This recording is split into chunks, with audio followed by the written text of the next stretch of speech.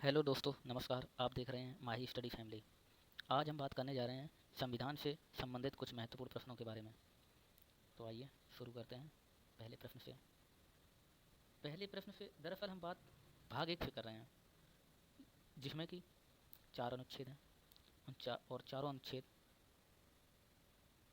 ये राज्य और राज्य क्षेत्रों के बारे में, उनकी स्थापना, वर्तमान नाम, या वर्तमान में अगर कोई चेंजमेंट करना है, उनकी सीमाओं में परिवर्तन करना है, राज्यों के नामों में परिवर्तन करना है, तो इन सब के बारे में दिया गया है। इन्हीं के आधार पर हम किसी भी राज्य का नाम परिवर्तित कर सकते हैं या उसकी सीमा परिवर्तित कर सकते हैं।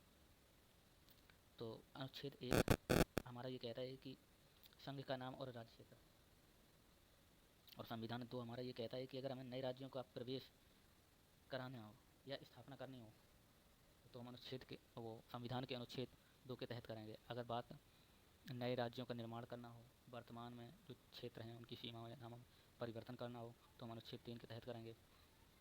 अब आपने ये देखा होगा कि अनुच्छेद दो और तीन लगभग सेम है, लेकिन ऐसा नहीं है। अनुच्छेद दो में नए राज्यों का प्रवेश या स्थापना, जैसे कि उदाहरण एक ले लेते हैं, इन फ्यूचर नेपाल, भूटान, पाकिस्तान या बांग्लादेश अगर अपनी इच्छा से अपने देश या अपनी सीमा को भारत में देते हैं, या भारत उस सीमा को अपने भारत में जोड़ता है, अपनी सीमा में जोड़ता है, तो जो नया क्षेत्र जुड़ेगा या स्थापना होगी तो वो अनुच्छेद दो के तहत होगा, ना कि अनुच्छेद तीन के तहत। अनुच्छेद तीन हमारा ये कहता है कि जो हमारे पास सीमा है या राज्य हैं उनके नामों में परिवर्तन करना हो या उनकी सीमा में परिवर्तन करना हो। जैसे उदाहरण लिया जाए तो हाल ही में 2014 में आंध्र प्रदेश से तेलंगाना को अलग किया गया, तो भारतीय भूमि थी, भारतीय क्षेत्र था, उसी में एक नए राज्य का गठन किया गया।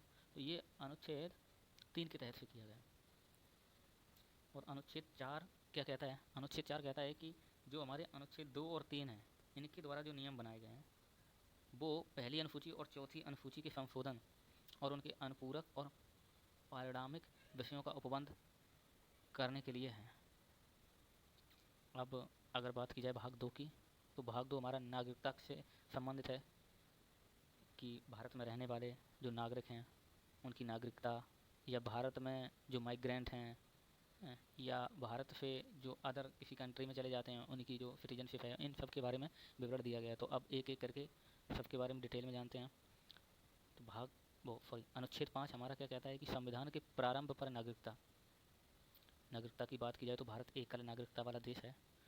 और अनुच्छेद छः कहता है कि पाकिस्तान से भारत को प्रव्रजन करने वाले कुछ व्यक्तियों की नागरिकता के अधिकार, कि पाकिस्तान से जो भारत को आए हैं उनके लिए किस प्रकार की नागरिकता होनी चाहिए, ये विवरण देता है, या इसी अनुच्छेद छः के तहत करते हैं।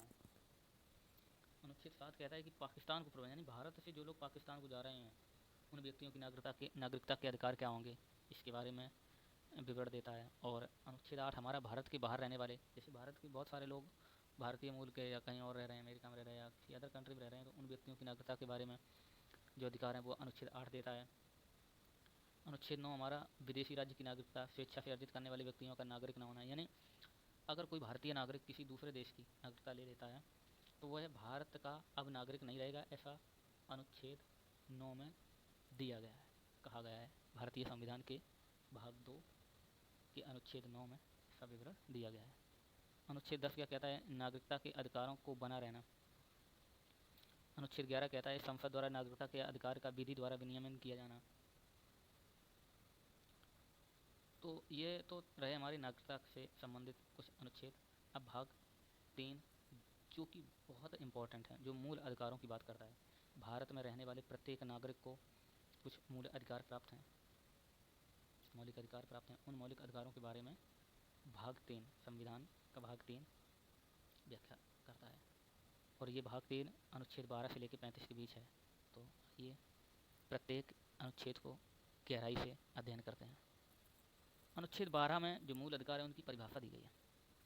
अनुच्छेद 13 में मूल अधिकारों से असंगत या उनका अल्पीकरण करने वाली विधियों के बारे में बताया गया है। अब अगर समता का अधिकार पूछा जाए, प्रश्न बनता है कि समता का अधिकार किन किन अनुच्छेदों के तहत आता है, तो समता का अधिकार 14, 15, 16, 14, 15, 16, 17, 18 तक आता है समता का अधिकार। अब समता किस चीज़ में समता होनी चाहिए इसके बारे में बताते हैं। अनुच्छेद 14 ये कहता है कि विधि की समक्ष यानी कानून सबके लिए बराबर होना चाहिए, चाहे छोटा हो बड़ा हो, ऊंची जात का हो नीची जात का हो, कोई मतलब नहीं। अनुच्छेद 15 कहता है धर्म, मूल वंश, जाति, लिंग या जन्म स्थान के आधार पर कोई विभेद नहीं होना चाहिए। उसमें कोई भेद नहीं होना चाहिए कि ये फलाने धर्म से है, ये ढिकाने धर्म से है, या ये मूल वंश का है, ये वो जाति का है, ये या ये मेल है, फीमेल है, ट्रांसजेंडर है। इन सब के आधार पर कोई भेदभाव नहीं होना चाहिए, ऐसा अनुच्छेद 15 कहता है। अनुच्छेद 16 क्या कहता है? अनुच्छेद 16 कहता है लोक नियोजन के विषय में अवसर की समानता। लोक नियोजन मतलब जो भी हमारी जॉब हैं, सर्विसेज हैं, उनमें इक्वालिटी होनी चाहिए, अनुच्छेद 16 ऐसा कहता है। अनुच्छेद 17 हमारा अस्पृश्यता का अंत यानी छुआछूत का अंत करता है। 18 हमारा क्या कहता है? अनुच्छेद 18 उपाधियों का अंत। उपाधियाँ मतलब पहले राजा रजवाड़े या विदेशी लोग जो भी उपाधियाँ देखेंगे उन चीज़ों का अंत कर दिया गया।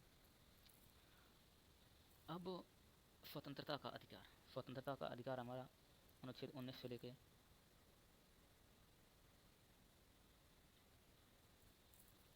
अनुच्छेद 19 से स्टार्ट करता है, शुरू करता है। जैसे स्वतंत्रता किस किस क्षेत्र में स्वतंत्रता होनी चाहिए। जैसे अनुच्छेद 19 कहता है वाक स्वतंत्रता यानी बोलने की स्वतंत्रता। किसी भी व्यक्ति व सभी व्यक्तियों को बोलने की पूर्ण स्वतंत्रता है। अपराधों के लिए दोष सिद्धि का संबंध में संरक्षण यानी कोई व्यक्ति कोई अपराध करता है या दोषी सिद्ध होता है उसके संबंध में संरक्षण देना है, सुरक्षा प्रदान करना, इसके बारे में बताता है। 21 प्राण और दैहिक स्वतंत्रता का संरक्षण करता है यानी प्राणों की स्वतंत्रता के बारे में। अनुच्छेद 22 कुछ दशाओं में गिरफ्तारी और निरोध से संरक्षण। कुछ ऐसी दशाएं हैं जिनमें गिरफ्तारी निरोध से सुरक्षा प्रदान करता है। अगर शोषण के विरुद्ध अधिकार तो अनुच्छेद 23 से शुरू होता है। अनुच्छेद 23 कहता है कि मानव और दुर्व्यापार और बलात्श्रम का प्रतिषेध यानी बच्चों को कोई ज़बरदस्ती श्रम नहीं ले सकता बच्चों से। 24 अनुच्छेद 24 कहता है कि कारखानों आदमी बालकों के नियोजन का प्रतिषेध यानी कारखानों में बालकों से ज़बरदस्ती कोई काम नहीं करा सकता। अब धर्म की स्वतंत्रता की बात की जाए तो अनुच्छेद 25 से होता है। जैसे अंतःकरण की धर्म की अबाध रूप से मान्य आचरण और प्रचार करने की स्वतंत्रता है। कोई भी व्यक्ति किसी भी धर्म का हो वो अपने धर्म को किसी भी धर्म को मान सकता है, उसके आचरण और प्रचार करने की पूर्ण स्वतंत्रता है उसको। अनुच्छेद 26 धार्मिक कार्यों के प्रबंध की स्वतंत्रता। कोई भी व्यक्ति कोई भी धार्मिक कार्य कर सकता है। अनुच्छेद 27 किसी विशिष्ट धर्म की अभिवृद्धि के लिए करों के संदाय के बारे में स्वतंत्रता प्रदान करता है। अनुच्छेद 28 कुल शिक्षा संस्थाओं में धार्मिक शिक्षा या धार्मिक उपासना में उपस्थित होने के बारे में स्वतंत्रता, संस्कृति और शिक्षा संबंधी अधिकार देता है। अनुच्छेद 29 अल्पसंख्यक वर्गों के हितों का संरक्षण करता है। अनुच्छेद 30 शिक्षा संस्थाओं की स्थापना और प्रशासन करने का अधिकार देता है। और अनुच्छेद 31 का संपदाओं आदि के अर्जन के लिए उपबंध करने वाली विधियों की व्यापृति करती है। 31 का खा कुछ अधिनियमों और विनियमों का विधिमान्यकरण के बारे में बताता है। 31 का गा कुछ निदेशक तत्वों को प्रभाव करने वाली विधियों की व्यावृत्ति के बारे में बताता है। 31 का गा डिलीट कर दिया गया है। और 32 इस भाग द्वारा प्रदत्त अधिकारों को परिवर्तित कराने के संबंध में बताया गया है। तो ये थे आज के प्रमुख प्रश्न। और इसी प्रकार के प्रमुख या परीक्षाओं में आगामी परीक्षाओं में पूछे जाने वाले ऐसे ही प्रश्नों को आप डेली देखना चाहते हैं तो हमारे इस चैनल को लाइक करें, शेयर करें, सब्सक्राइब करें। धन्यवाद। जय हिंद दोस्तों।